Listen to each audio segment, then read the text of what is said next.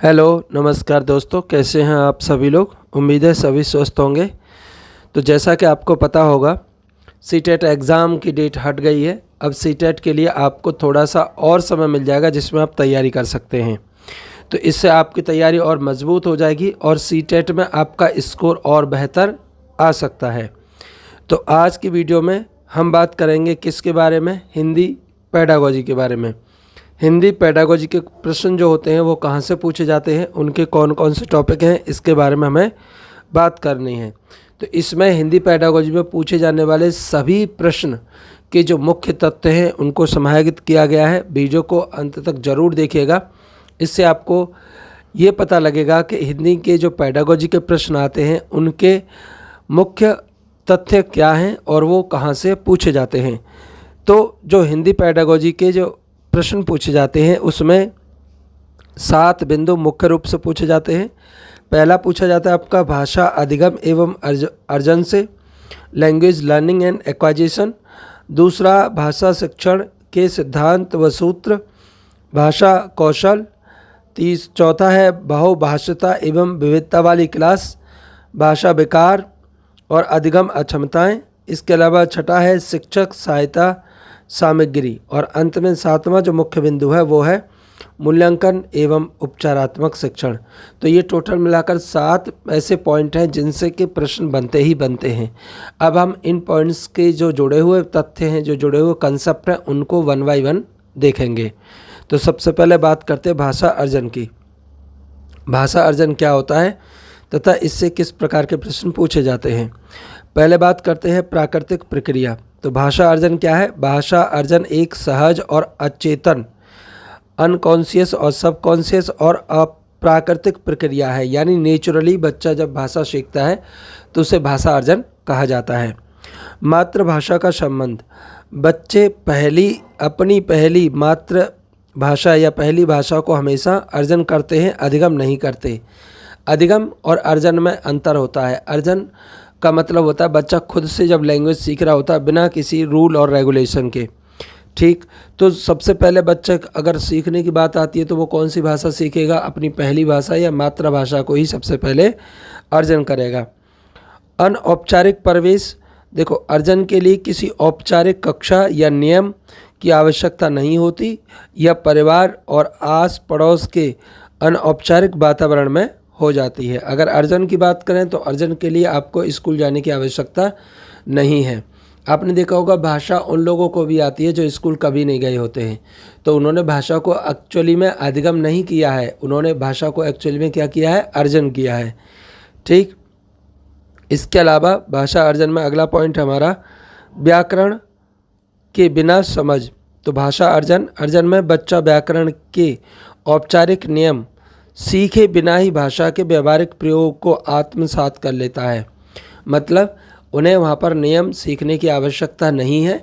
जैसा वातावरण में भाषा बोली जा रही है उस वातावरण की भाषा को वो सीखकर उसको आत्मसात यानी अपने साथ सीख लेगा और उसी का वो प्रयोग करने लगेगा। अर्थ पर बल। तो अर्जन में क्या होता है, अर्जन में भाषा के संप्रेषण यानी बात करने और अर्थ का मुख्य धारा में रहता है। मतलब बात और उस जो संप्रेषण कर रहा है वो और उसका अर्थ जो है वही मुख्य है। उसके लिए रूप या संरचना पर बल नहीं देता। उसका रूप क्या है, उसे लिखा कैसे जाएगा या उसमें कौन सा व्याकरण यूज हुआ है, इस पर ध्यान नहीं देगा। ठीक, तो और अर्जन में नोम चॉम्स्की का क्या कहना है।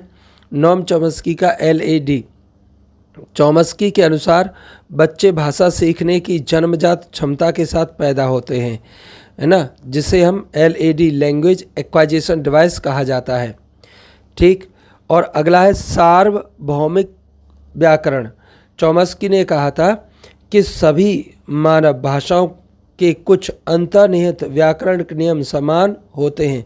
सभी मानव भाषाओं के मतलब जो भी इंसानों में भाषा बोली जाती हैं तो उनके जो व्याकरण के कुछ नियम हैं और वो नियम कैसे होते हैं, समान होते हैं। सभी भाषाओं के नियम कैसे होंगे, समान होंगे। अति संवेदनशील काल। अगर हम अति संवेदनशील काल की बात करें तो 5 वर्ष तक की आयु का काल भाषा अर्जन के लिए सबसे अधिक अति संवेदनशील या तीव्र काल मानी जाती है। इसीलिए आपने देखा होगा छोटे बच्चों से बड़े तहजीब से बात की जाती ताकि वो भी उसी प्रकार से बात करें। छोटा बच्चा भाषा का अर्जन कर रहा होता है, ना कि वो अधिगम कर रहा होता है, ये ध्यान रखना है। ठीक। और सबसे महत्वपूर्ण काल है 5 वर्ष तक का। समृद्ध भाषिक प्रवेश। भाषा अर्जन की प्रभावशीलता इस बात पर निर्भर करती है कि बच्चे को कितना प्रिंट समृद्ध और संवाद परक प्रवेश मिलता है। तो भाषा अर्जन किस पर निर्भर करेगा कि प्रिंट संवाद मतलब जो चीज़ें उसके आसपास लिखित में फॉर्म में हैं या जो चीज़ें उसके आसपास बोली जा रही हैं वो कितनी प्रभावी हैं, बच्चा भी उसी प्रकार की भाषा का इस्तेमाल करने लगेगा। गलतियों की स्वीकार्यता। अर्जन प्रक्रिया में बच्चे द्वारा की जाने वाली गलतियां अधिगम का एक स्वाभाविक हिस्सा मानी जाती हैं। ये ध्यान रखना है कि जो बच्चा अर्जन में जो गलतियां उसने की हैं या जो गलतियां वो गलती बस जो सीखा है उसको अधिगम में भी स्थान दिया जाता है। ठीक। अगला है भाषा अधिगम, लैंग्वेज लर्निंग। अभी तक आपने क्या पढ़ा? अर्जन। अब पढ़ रहे हैं हम अधिगम। ये एक सचेत प्रक्रिया है। भाषा अधिगम एक सचेत यानी कॉन्शियस, उद्देश्यपूर्ण और व्यवस्थित प्रक्रिया होती है। ये कहाँ सिखाई जाएगी आपको? स्कूल में। ठीक। अगला देखो, इसे हम क्या कहते हैं? द्वितीयक भाषा। मानक भाषा, द्वितीयक भाषा या विदेशी भाषा को आमतौर पर अधिगम के माध्यम से सीखा जाता है। औपचारिक व्यवस्था। अधिगम के लिए विद्यालय, शिक्षक, पाठ्यपुस्तक, शिक्षक विधियाँ और औपचारिक वातावरण अनिवार्य रूप से होते हैं। नियम और व्याकरण। अधिगम में भाषा के नियम, वर्णमाला, व्याकरण, संरचना व वर्तनी पर विशेष बल दिया जाता है। अभ्यास और प्रयास।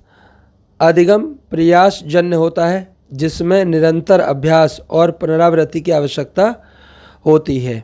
ठीक है। तो जो हम अधिगम करते हैं उसमें हमें बार बार क्या करना पड़ता है? पुनरावृत्ति करनी पड़ती है। मातृभाषा का प्रभाव। द्वितीय भाषा सीखते समय मातृभाषा का हस्तक्षेप, इंटरफेरेंस या सहयोग, इसका फोल्डिंग दोनों हो सकते हैं। आपने देखा होगा कि जो बच्चों की मातृभाषा होती है वो नई भाषा को सीखने में सहायता भी कर सकती है या उससे परेशानी भी उत्पन्न हो सकती है। अगला है हमारा प्रमुख वैज्ञानिक सिद्धांत। कौन कौन से हैं? मनोवैज्ञानिक सिद्धांत। तो सबसे पहले बात आती है किसकी? वाइगोत्स्की की। भाषा का विकास सामाजिक अंतःक्रिया के द्वारा होता है। ये किसने कहा? वाइगोत्स्की ने कहा। वाइगोत्स्की ने सामाजिक अंतःक्रिया का नियम दिया था। तो उन्होंने कहा कि जो बच्चा भाषा सीखते हैं वो सामाजिक अंतःक्रिया के द्वारा सीखते हैं। विचार और भाषा शुरू में अलग अलग होते हैं, बाद में वो एक साथ जुड़ जाते हैं। निजी वार्ता। वाइगोत्स्की के अनुसार बच्चे अपने कार्यों को दिशा देने के लिए स्वयं से बातें करते हैं, जिसे निजी वार्ता कहा जाता है। प्राइवेट स्पीच, इसे हम कई बार पढ़ चुके हैं कि छोटे बच्चे अपने आप से बातें करते हैं और इस समय वो क्या कर रहे होते हैं?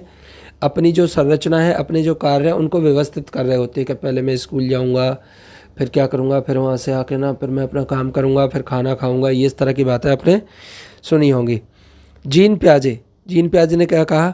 जीन प्याजे का मानना है कि बच्चे पहले विचार या संकाय का विकसित होता है, उसके बाद भाषा आती है।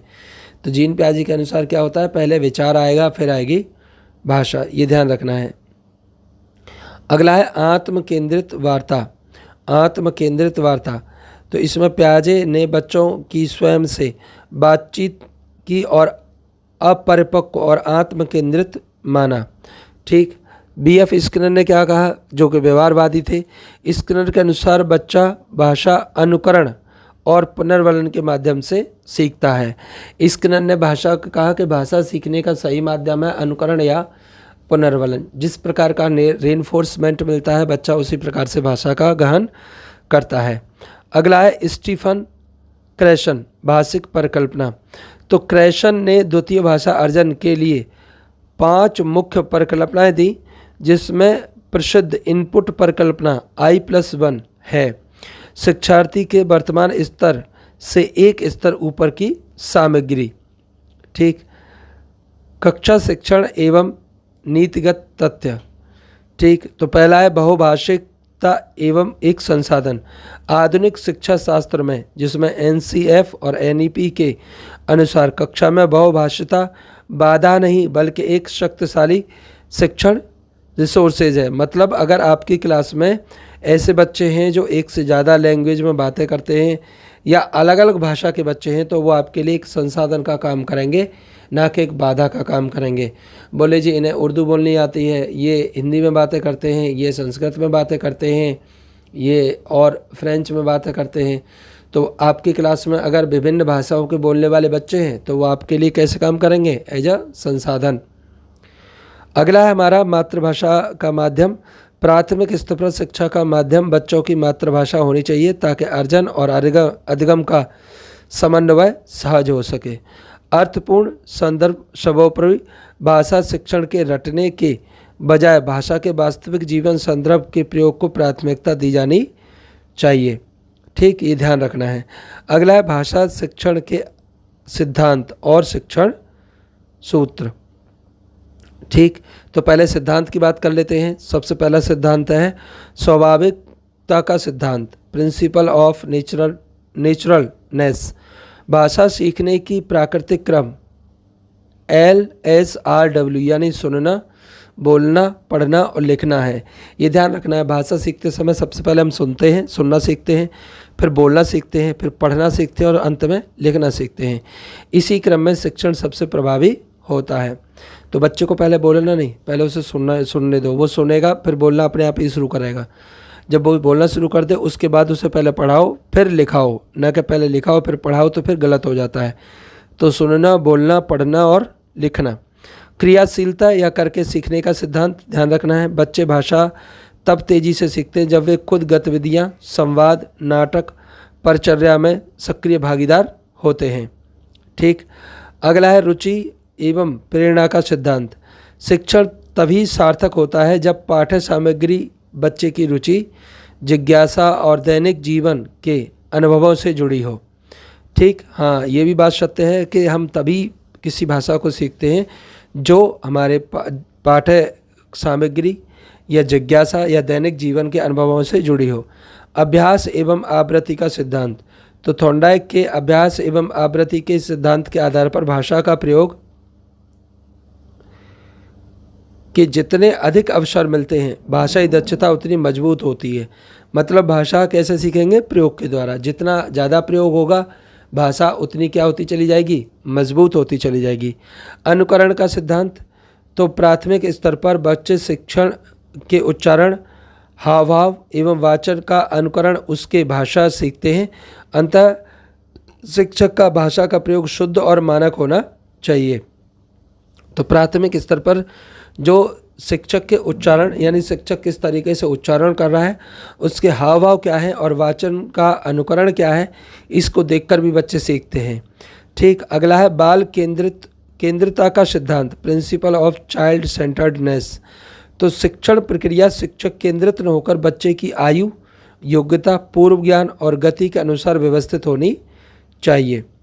इससे अगला है हमारा व्यक्तिगत भिन्नता का सिद्धांत। व्यक्तिगत भिन्नता का सिद्धांत, कक्षा में हर बच्चे के सीखने की गति अलग होती है, तो शिक्षक को सभी बच्चों के लिए एक जैसी कठोर पद्धति के बजाय लचीली रणनीतियों का उपयोग करना चाहिए। तो कक्षा में जब भी कोई शिक्षक पढ़ाए तो उसे कैसी रणनीति अपनानी चाहिए? लचीली, ताकि हर एक बच्चे के अनुसार सिखाया जा सके। जीवन से जोड़ने का सिद्धांत, भाषा के उदाहरण और संदर्भ बच्चे के घर, परिवेश और वास्तविक जीवन से संबंधित होने चाहिए। तभी तो बच्चा ध्यान से सुनेगा जब उसके घर के, उसके आड़ पड़ोस उसकी खुद की लाइफ के बारे में बात की जा रही होगी। चयन एवं श्रेणीकरण का सिद्धांत, भाषा शिक्षण की विषय वस्तु का चयन बच्चे के मानसिक स्तर के अनुसार और सरल से जटिल के क्रम में व्यवस्थित होना चाहिए। अगला है सहानुभूतिपूर्ण वातावरण का सिद्धांत। कक्षा का वातावरण तनाव मुक्त और भय मुक्त होना चाहिए, जहां बच्चे बिना किसी झिझक के बात कह सकें। अनुपात एवं क्रम का सिद्धांत, चारों भाषाई कौशल जैसे सुनना, बोलना, पढ़ना और लिखना को अलग अलग थोपने के बजाय सैद्धांतिक रूप से संतुलित समय पर देना चाहिए। अलग अलग नहीं पढ़ाने हैं, एक साथ पढ़ाने और संतुलन में पढ़ाने हैं। ठीक, अगला है हमारा 11 नंबर, मातृभाषा का प्रयोग। प्राथमिक स्तर पर द्वितीय भाषा सिखाते समय मातृभाषा में बाधा न मानकर उसे एक ब्रिज के रूप में प्रयोग करना चाहिए। यानी बच्चे को अपनी मातृभाषा में बात करने की परमिशन होनी चाहिए और वो जो मातृभाषा है वो दूसरी भाषा को सीखने में क्या करेगी, हेल्प करेगी। अगला हमारा भाषा शिक्षण के प्रमुख सूत्र कौन कौन से हैं? तो पहला है ज्ञात से अज्ञात की ओर। बच्चे के पूर्व ज्ञान के आधार बनाकर नई विषय वस्तु प्रस्तुत की जानी चाहिए। यानी जो बच्चा पहले से जानता है उसके आधार पर उसे नया कुछ सिखाना चाहिए। दूसरा हमारा मूर्त से अमूर्त की ओर। पहले वास्तविक वस्तुओं, चित्रों या मॉडल को दिखाना चाहिए, उसके बाद उसे काल्पनिक या सूक्ष्म अवधारणाओं पर चर्चा की जानी चाहिए। यानी पहले मूर्त चीज़ें दिखाओ, उसके बाद वो अमूर्त चीज़ें आपको सिखाने की बारी आएगी। अगला है सरल से कठिन की ओर। तो पहले चीज़ों को सरल शब्द, वाक्य या विचारों को सिखाना चाहिए, फिर धीरे धीरे जटिल संरचनाओं की ओर बढ़ना चाहिए। तो सरल से कठिन की ओर।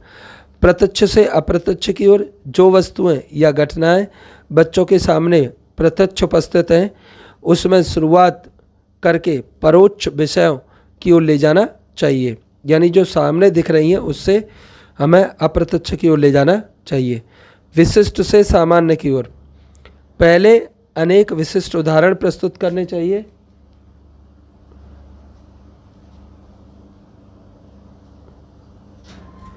फिर उन उदाहरणों के आधार पर सामान्य नियम या निष्कर्ष बनाने चाहिए।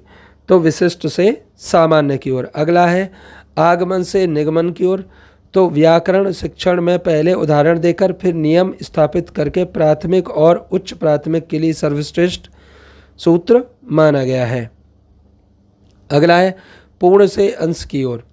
तो गेस्टाल्ट मनोवैज्ञानिक के आधार पर पहले बच्चे पूरी कविता या कहानी का समग्र भाव समझते हैं, फिर उसे विशिष्ट पदों या व्याकरणिक अंगों का विश्लेषण करना चाहिए।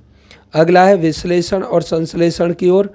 तो किसी जटिल विषय को छोटे छोटे अर्थपूर्ण भागों को तोड़कर समझना, फिर उन सभी भागों को एक साथ जोड़कर उनका अर्थ निकालना चाहिए। तो पहले विश्लेषण किया जाए, उसके बाद संश्लेषण। उसके बाद अगला है हमारा स्थूल से सूक्ष्म की ओर। स्थूल कहते हैं ग्रॉस से सबटाइटल की ओर। तो पहले बड़ी और दृश्यमान चीज़ों के माध्यम से भाषाई समझ बनाना, फिर भाषा की बारीकी, सूक्ष्मताओं और आंतरिक सौंदर्य पर जाना। तो स्थूल से सूक्ष्म की ओर हमें बढ़ना चाहिए। अनुभव से तर्क की ओर। तो बच्चे के दैनिक जीवन के अनुभवों और व्यवहारिक ज्ञान को आधार मानकर उससे तार्किक और वैज्ञानिक सोच की ओर ले जाना चाहिए। तो हमें हमेशा बच्चों के दैनिक जीवनों के अनुभव और व्यवहारिक ज्ञान को आधार बनाकर उसे आगे की चीज़ें सिखानी चाहिए। इसके अलावा है आपका अनिश्चित से निश्चित की ओर। From infinite to the definite. बच्चों के पास भाषा का अस्पष्ट और अनौपचारिक ज्ञान पहले से होता है, तो शिक्षक का कार्य है कि उसे स्पष्ट, मानक और व्यवस्थित बनाना। तो ये क्या हमारे ये मुख्य सिद्धांत हैं जिससे हमें भाषा सिखानी चाहिए। अगला है सीटेट विशिष्ट पैडागोजिकल निष्कर्ष। तो एकीकृत उपागम, इंटीग्रेटेड अप्रोच, भाषा शिक्षण कभी भी कौशलों को अलग अलग बांटकर नहीं करता। चारों कौशल हमेशा परस्पर एक दूसरे से इंटरकनेक्टेड रहते हैं, जिन्हें एक साथ ही सीखना चाहिए। जिसमें सुनना, पढ़ना, फिर बोलना, सुनना, बोलना, पढ़ना, लिखना, चारों कौशल हैं। अगला है त्रुटियां सीखने की सीढ़ी। भाषा शिक्षण में बच्चों की गलतियों को नकारात्मक रूप से दंडित देने के बजाय अधिगम प्रक्रिया का एक अनिवार्य और अंतर्दृष्टि संकेत मानना चाहिए। बच्चा जो गलती कर रहा है उसको हमें ये मानना चाहिए कि इससे ये बच्चे के सीखने में और उसकी मदद करेंगी, ना कि हमें उसे इग्नोर करना चाहिए। भाषाई कौशलों का वर्गीकरण एवं प्रकृति, ये नया हेडिंग हमारा। भाषाई कौशलों का वर्गीकरण, तो कौन कौन से कौशल हैं और उनकी प्रकृति क्या होती है। तो पहला प्राकृतिक क्रम, जैसा कि बताता, तो भाषाई कौशल जो होते हैं उनका एक प्राकृतिक क्रम होता है। सबसे पहले सुनना, फिर बोलना, फिर पढ़ना, उसके बाद लिखना। अंतः संबंधित प्राकृतिक, चारों कौशल अलग अलग नहीं होते हैं, नहीं सीखे जाते, परस्पर एक दूसरे से संबंधित होते हैं और एक साथ सीखे जाते हैं, ये भी ध्यान रखना है। इसके बाद अगला है ग्रहण कौशल। तो ग्रहण कौशल में क्या है, सुनना पढ़ना, इसे के माध्यम से व्यक्ति विचारों और सूचनाओं को ग्रहण करता है, सुनकर या पढ़कर। और अभिव्यक्तात्मक या उत्पाद कौशल कौन कौन से हैं, तो बोलना और लिखना, ये उत्पाद कौशल होते हैं। इसके माध्यम से व्यक्ति अपने विचारों, भावों और अनुभवों को व्यक्त करता है। ध्वनात्मक बनाम लिपिबद्ध, सुनना और बोलना ध्वनि वाले हैं, जबकि पढ़ना और लिखना लिपिबद्ध रूप हैं। भाषा के लिपिबद्ध रूप लिखना और पढ़ना है, जबकि सुनना और बोलना ध्वनिबद्ध रूप हैं। अगला है हमारा श्रवण कौशल, सुनने का कौशल। इससे कौन कौन से संबंधित प्रश्न पूछे जाते हैं उसके बारे में बात करेंगे। तो इसमें श्रवण कौशल में श्रवण कौशल, सुनने की बात करते हैं हम। तो श्रवण कौशल का आधारभूत कौशल होता है। श्रवण कौशल अन्य सभी भाषा कौशलों का आधार माना जाता है।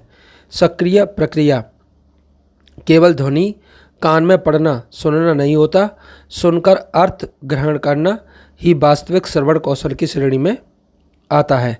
इसके अलावा विकास की गतिविधियाँ, तो कहानी सुनना, कविता पाठ, बाल वार्तालाप और श्रुति लेख, ये सभी क्या है, गतिविधियाँ हैं जिससे हम श्रवण कौशल को मजबूत कर सकते हैं। मौखिक अभिव्यक्ति या वाचन कौशल, जिसे आप स्पीकिंग स्किल भी बोलते हैं। उद्देश्य क्या होता है, शुद्ध उच्चारण, उचित गति, यति, आरोह अवरोह और हाव भाव के साथ अपने विचारों को स्पष्ट और निर्भीक रूप से व्यक्त करना क्या कहलाता है, मौखिक अभिव्यक्ति कहलाता है। विकास की गतिविधियाँ, तो सस्वर चित्र देखकर वर्णन करना, वाद विवाद, समूह चर्चा, रोल प्ले और तात्कालिक भाषण, ये सब किस में आते हैं, मौखिक अभिव्यक्ति में आते हैं। इसके अलावा है त्रुटि सुधार। त्रुटि सुधार या दृष्टिकोण, बोलते समय बच्चों की छोटी मोटी व्याकरणिक गलतियों को तुरंत टोकना नहीं चाहिए ताकि उनका आत्मविश्वास और अभिव्यक्ति का प्रभाव बाधित ना हो। इसके अलावा है पठन कौशल, रीडिंग स्किल। इसमें मूल मंत्र क्या हमारा, केवल अक्षरों शब्दों की पहचान न कर उन्हें उच्चारित करना पठन नहीं, पढ़कर अर्थ ग्रहण करना पठन का वास्तविक उद्देश्य होता है।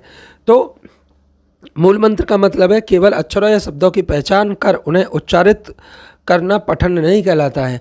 पठन का मतलब होता है जो सामग्री हमने पढ़ी है उसका अर्थ हमारी समझ में आता है या नहीं आता है, और उसको समझना ही क्या है, उसका वास्तविक उद्देश्य होता है।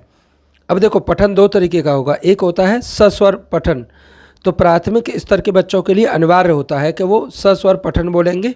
इसका मुख्य उद्देश्य होता है उच्चारण में सुधार, झिझक को मिटाना और वाचन प्रभाव। जबकि एक होता है साइलेंट रीडिंग, जो कहाँ होगा, उच्च प्राथमिक स्तर पर साइलेंट रीडिंग शुरू की जाती है। इससे क्या होगा, इसमें स्वाध्याय की आदत विकसित होती है, ध्यान केंद्रित रहता है और पठन की गति और गहन समझ में वृद्धि होती है। इसके अलावा एक पठन होता है आपका गहन या सूक्ष्म पठन, जिसे स्किनिंग कहा जाता है। किसी पाठ में से किसी विशेष तथ्य, संख्या, नाम या जानकारी को खोजने के लिए किए जाने वाला पठन को क्या कहते हैं, गहन या सूक्ष्म पठन कहा जाता है। द्रुत पठन, द्रुत पठन किसे कहेंगे, यह व्यंगावलोकन, स्किमिंग जिसे कहते हैं, किसी पाठ्य सामग्री का मुख्य विचार या सार समझने के लिए ऊपर से तेजी से पढ़ना, उसे स्किमिंग कहा जाता है। आपने देखा कभी कभी शिक्षक कहते हैं कि जल्दी से पढ़ो और पता लगाओ कि इसका टाइटल क्या देना है या इसका सारांश क्या निकलेगा, तो उसके लिए बच्चा जल्दी से उसे पढ़ रहा होता है। अब बात करते हैं लेखन कौशल की। तो लेखन कौशल कौन कौन से हैं, मुख्य उद्देश्य क्या होता है इनका, लेखन केवल सुंदर लिखावट नहीं होता है। लेखन लिखना मतलब सुंदर अक्षर लिखना ही नहीं है, बल्कि मौलिक विचारों को व्यवस्थित और लिपिबद्ध रूप में अभिव्यक्त करना लेखक का मुख्य लक्ष्य माना जाता है। सुलेख, सुंदर और स्पष्ट लिखावट का अभ्यास क्या कहलाता है, सुलेख कहलाता है, जिसे कैलीग्राफी कहा जाता है। अनुलेख क्या होता है, किसी पुस्तक या बोर्ड पर लिखे पाठ को देखकर ज्यों का त्यों लिखना क्या कहलाता है, अनुलेख कहा जाता है। सुलेख सुंदर और स्पष्ट लिखावट का अभ्यास कहलाएगा, और अनुलेख जो पुस्तक या बोर्ड पर लिखा है उसे ज्यों का त्यों सुंदर अक्षरों में लिखना। ठीक। अगला है श्रुति लेखन, सुनकर लिखना। इसका मुख्य उद्देश्य है वर्तनी स्पेलिंग्स की अशुद्धियों को दूर करना, जिसे कहते हैं श्रुति लेखन। तो अशुद्धियों को दूर करना और श्रवण एकाग्रता को बढ़ाना। प्रारंभिक लेखन, छोटे बच्चे द्वारा की जाने वाली आड़ी तिरछी रेखाएं जैसे कीरम कांटे अर्थहीन होती हैं, बल्कि यह सीखने के लिए पहली दिशा एवं विकासात्मक कदम होती हैं। तो इनको प्रारंभिक लेखन कहा जाता है। छोटा बच्चा जो टेढ़ी मेढ़ी लाइन कर रहा होता है ना, उनको प्रारंभिक लेखन या इमर्जेंट लिटरेसी कहते हैं, जिसमें अर्थ नहीं होता लेकिन सीखने की दिशा की पहल और विकासात्मक कदम होता है। अगला हम पढ़ेंगे प्रमुख पठन एवं लेखन विकार लर्निंग डिसेबिलिटी के बारे में। ठीक। सबसे पहले हम पढ़ते हैं, उससे पहले हम पढ़ेंगे बहुभाषिता की मूल प्रकृति एवं पेडागोजिकल दृष्टिकोण। तो संसाधन के रूप में, ये तो हमने भी पढ़ा था, NCF 2005, NCF-CE 2023 और NEP 2020 के अनुसार कक्षा में बहुभाषिता कोई समस्या नहीं है या कोई बाधा नहीं होती, न कोई त्रुटि होती है, बल्कि यह भाषा शिक्षण का एक शक्तिशाली संसाधन माना जाता है। यदि आपकी कक्षा में एक से ज़्यादा भाषा बोलने वाले विद्यार्थी उपस्थित हैं तो आप उन्हें एक संसाधन के रूप में देखेंगे। संज्ञानात्मक विकास क्या होता है? शोध दर्शाते हैं कि बहुभाषिक या द्विभाषिक बच्चे अन्य बच्चों की तुलना में अधिक लचीला, कॉग्निटिव फ्लेक्सिबल, बेहतर समस्या समाधान क्षमता और रचनात्मक व्यवहार प्रदर्शित करते हैं। ये होगा भी, जिस भाषा को एक से ज़्यादा लैंग्वेज आती होंगी उसे चीज़ों को समझना थोड़ा आसान रहेगा। अगला है अस्मिता और आत्मविश्वास। जब बच्चे की मातृभाषा को कक्षा में सम्मान मिलता है तो उसकी भाषाई अस्मिता आइडेंटिटी सुरक्षित रहती है और उसका आत्मविश्वास भी बढ़ता है। मातृभाषा और प्रारंभिक शिक्षा क्या है? तो मातृभाषा एक सेतु यानी ब्रिज की तरह काम करती है। प्राथमिक स्तर पर बच्चे के घर की भाषा को मानक भाषा या विद्यालय भाषा L2 को सीखने के लिए प्राकृतिक सेतु के रूप में प्रयोग किया जाना चाहिए। ठीक। L1 उसकी मातृक भाषा होती है और L2 जो उसकी प्राकृतिक भाषा होती है। अगला है आपका अभिव्यक्ति की स्वतंत्रता। तो प्राथमिक कक्षाओं में बच्चों को अपनी मातृभाषा में बोलने, अनुभव साझा करने और प्रश्न पूछने की स्वतंत्रता होनी चाहिए।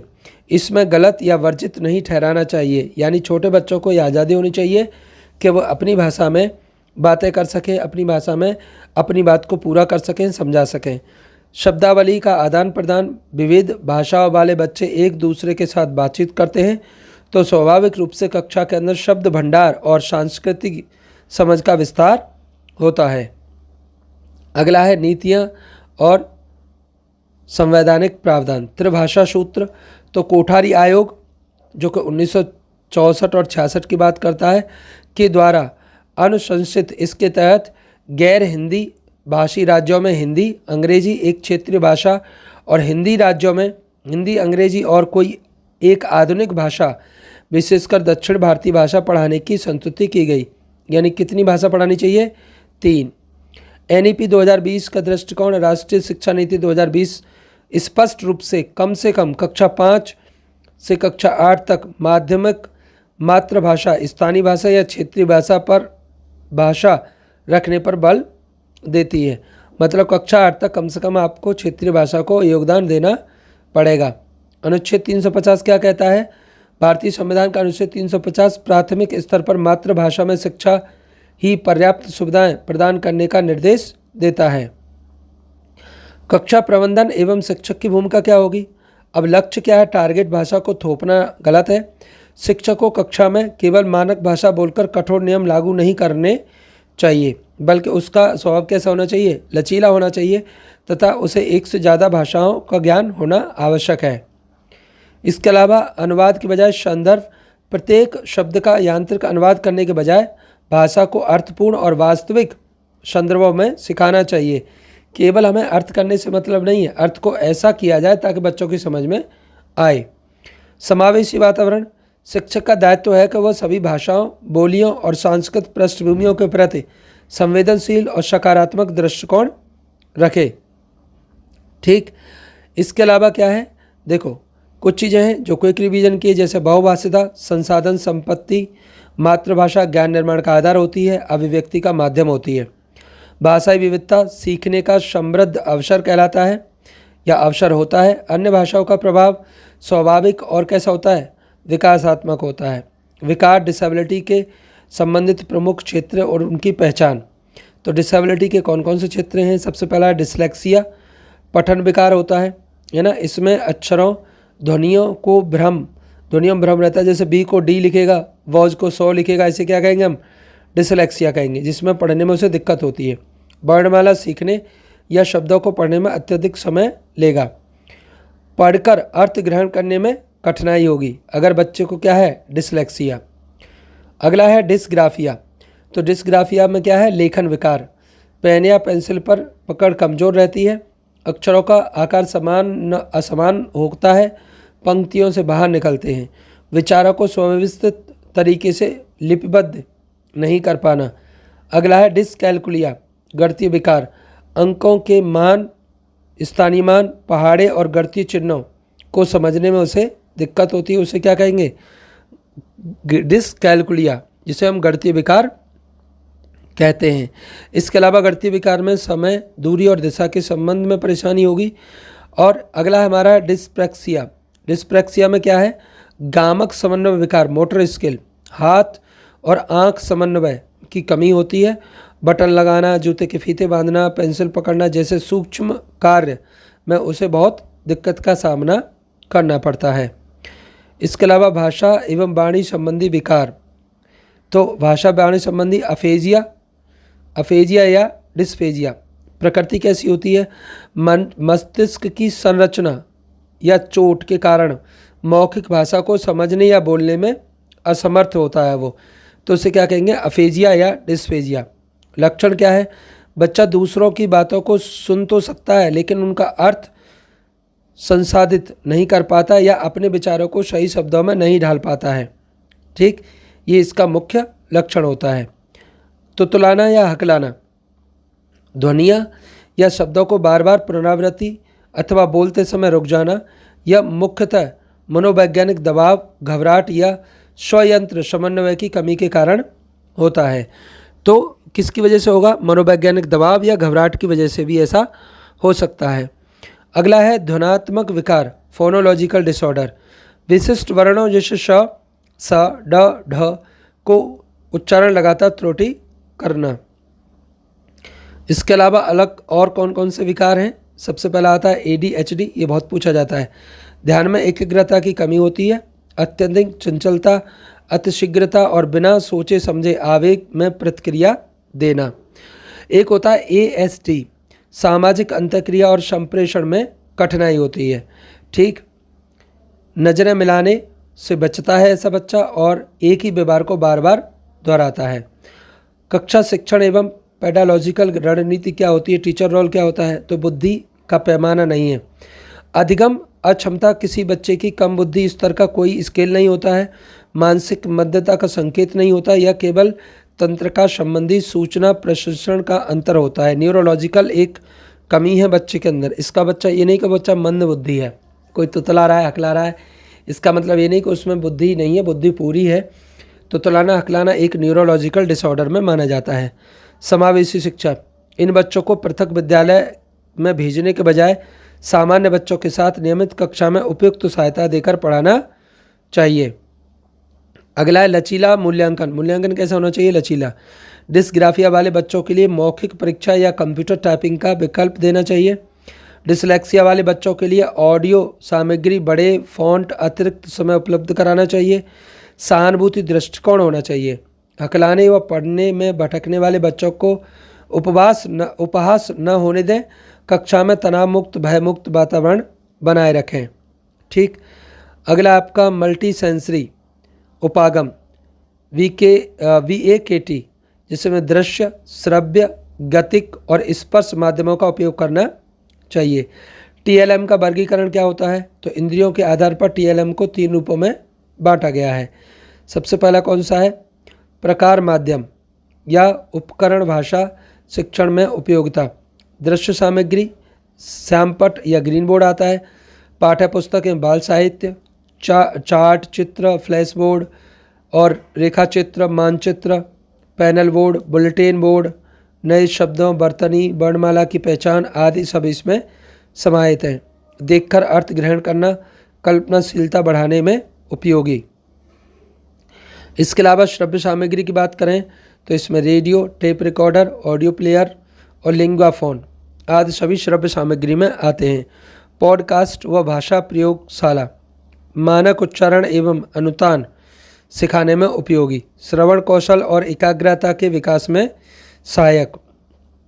इसके अलावा आपके दृश्य श्रव्य सामग्री जो कि दोनों में आती है, तो इसमें television, computer, laptop, smart board, वृत्त चित्र और फिल्में, नाटक, रोल प्ले, आँख और नाक इंद्रियों में सक्रियता को अधिगम स्थायी बनाता है रोल प्ले से। ठीक, अगला चलें। अगला हमारा वास्तविक जीवन के संदर्भों में कक्षा का जीवंत रहना। तो भाषा शिक्षण में विशिष्ट सामग्री कौन कौन सी? सबसे पहले होती है पाठ्य पुस्तक। यह भाषा सीखने का एकमात्र साधन नहीं बल्कि एक उपलब्ध अनेक संसाधनों की एक साधन है। प्राथमिक स्तर पर पाठ्य पुस्तकें रंगीन, सचित्र, बाल केंद्रित तथा दैनिक अनुभवों के साथ जुड़ी होनी चाहिए।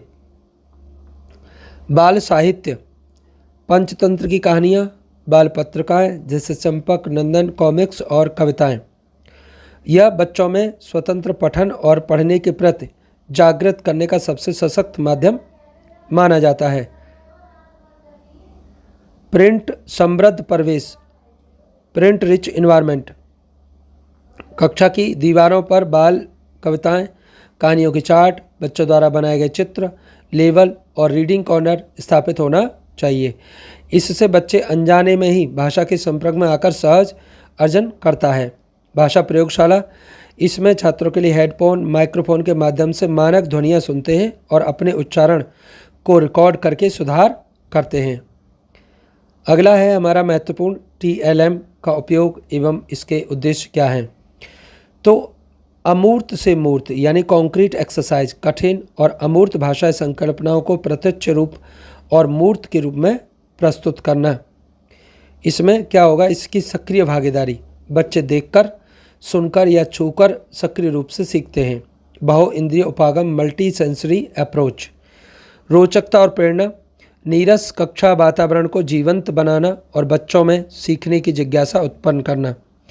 ठीक, समय व ऊर्जा की बचत, मौखिक व्याख्या की तुलना में चित्र, ऑडियो से अवधारणा तेजी से स्पष्ट होती है। समावेशी कक्षा के लिए अनुकूलन, तो दृष्टिबाधित बच्चों के लिए श्रव्य स्पर्श सामग्री, श्रवण बाधित बच्चों के लिए दृश्य सामग्री का उपयोग करना चाहिए। एक अच्छे TLM की क्या विशेषता होती है? तो उद्देश्यपूर्ण। सबसे पहला ये उद्देश्यपूर्ण होगा। शिक्षण अधिगम उद्देश्यों एवं पाठ्य सामग्री के अनुकूल होना चाहिए। सुलभ और अल्पव्यापी होगा, स्थानीय रूप से उपलब्ध हो और लो कॉस्ट वाला होना चाहिए और सुरक्षित होना चाहिए। आयु एवं स्तरानुसार, तो आयु बच्चों की मानसिक स्तर, संज्ञानात्मक क्षमता और रुचि के अनुसार होना चाहिए। यानी बच्चे किस स्तर के आप पढ़ा रहे हैं उसी के स्तर का ये होना चाहिए। ऐसा नहीं कि बच्चे छोटे हैं और आपने बहुत बड़ा या महंगा या बच्चों को नुकसान पहुंचाने वाला या कोई हार्मफुल इफेक्ट डालने वाला TLM क्लास में लगा रखा है। आकर्षण एवं प्रासंगिक, अत्यधिक सजावटी न होकर सामग्री की संकल्पना को स्पष्ट करने वाला होना चाहिए। अगला होता है CTET या पैडागॉजिकल की पॉइंट्स, स्मरण करने योग्य बातें। पाठ्य पुस्तक भाषा शिक्षण का अंतिम लक्ष्य नहीं, केवल एक साधन है। ठीक, इसमें क्या है? शिक्षक की भूमिका सामग्री के उपभोक्ता के साथ साथ निर्माता के रूप में होती है। TLM शिक्षक के स्थान पर नहीं आता बल्कि शिक्षक के अध्यापन को सुलभ और सहायक बनाता है, जबकि मूल्यांकन और उपचारात्मक शिक्षण भाषा शिक्षण का अंतिम और अत्यधिक महत्वपूर्ण चरण होता है। इसका प्राथमिक उद्देश्य बच्चों को अंक देना या पास फेल करना नहीं, बल्कि उन्हें सीखने की प्रक्रिया को समझना, कठिनाइयों की पहचान करना और शिक्षक में सुधार करना होता है। मूल्यांकन और उपचारात्मक मूल्यांकन का मतलब ये होता है कि बच्चों को सीखने में कहाँ दिक्कत हो रही है हम उस पर ध्यान दें, ना कि इस पर कि तुम फेल हो या तुम पास हो। ठीक है ना। देखिए, मापन, आकलन और मूल्यांकन में अंतर क्या होता है। तो मापन केवल अंकों या मात्रात्मक रूप से परिणाम को दर्शाता है। ठीक। आकलन क्या है, सीखने सिखाने की प्रक्रिया के दौरान जानकारी जुटाने की निरंतर प्रक्रिया, चाहे वो गुणात्मक हो या सुधारात्मक हो, आकलन कहलाती है। जबकि मूल्यांकन क्या है, मापन और आकलन के आधार पर बच्चों के समग्र विकास का मूल्य रिकॉर्ड, वैल्यू जजमेंट देना मूल्यांकन कहलाता है। ठीक।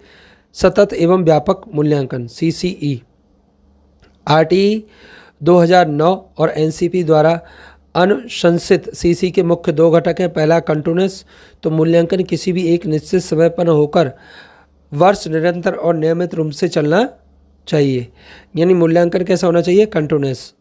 और व्यापक, इसमें बच्चे के सभी पक्षों को शामिल करना चाहिए, ये ध्यान रखना है। शैक्षिक सत्र क्या होता है, भाषा, गणित, विज्ञान आदि विषयों का ज्ञान। शैक्षिक क्षेत्र जीवन कौशल, अभिवृत्ति, रुचियों, खेलकूद, कला और सामाजिक मूल्य। तो जो मूल्यांकन है उसमें शैक्षिक क्षेत्र और शैक्षिक क्षेत्र दोनों को शामिल किया जाना चाहिए, यानी स्कूलिस्टिक और को स्कूलिस्टिक भी उसमें शामिल हो।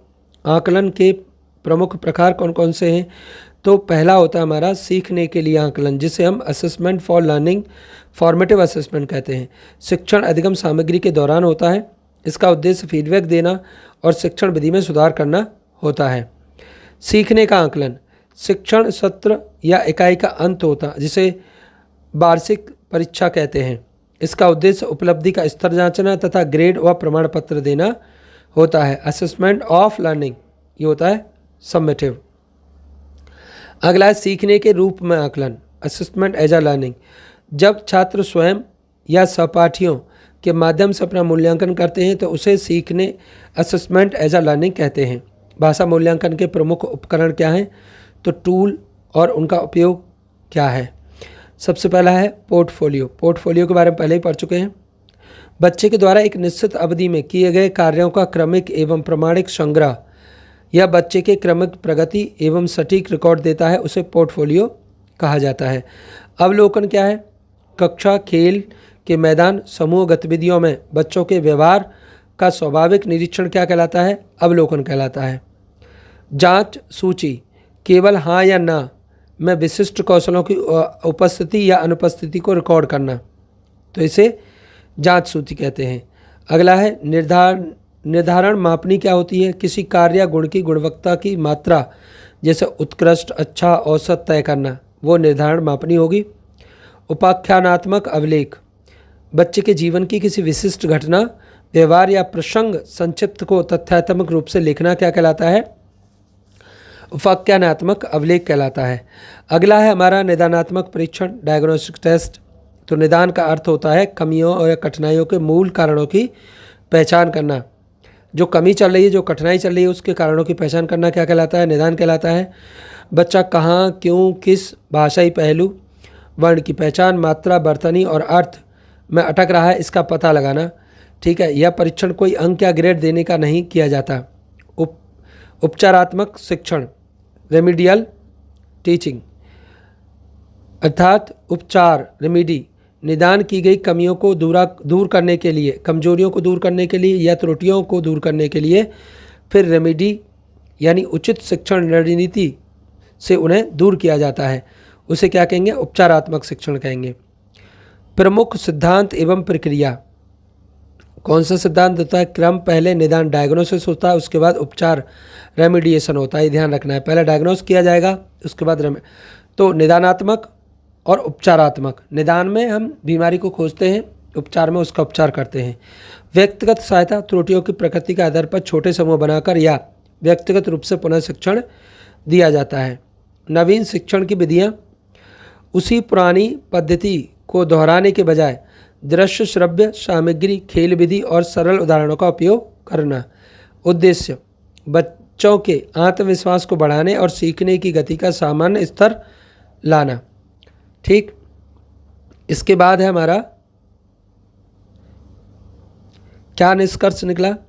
प्राथमिक स्तर पर भाषा मूल्यांकन का उद्देश्य बच्चों में भाषा के प्रयोग की क्षमता का आकलन करना है, न कि व्याकरणिक नियमों को रटवाने की जांच करना है।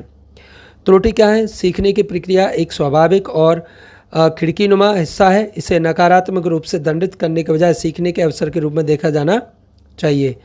बच्चों की तुलना करना, उन्हें लेबल करना या रैंक देना पेडागोजी के अनुसार पूर्णतः क्या है? अनुचित है। आप बच्चों की तुलना, उन्हें लेबल करना या उन्हें रैंक नहीं दे सकते हैं। तो ये हमारा हिंदी पेडागोजी का पूरा सिलेबस था। इस वीडियो आप एक बार दोबारा देख लीजिएगा। अगर आपको समझ ना आई हो तो इसे समझ लीजिएगा, क्योंकि यहाँ से आपके 15 नंबर पूरे होने वाले हैं।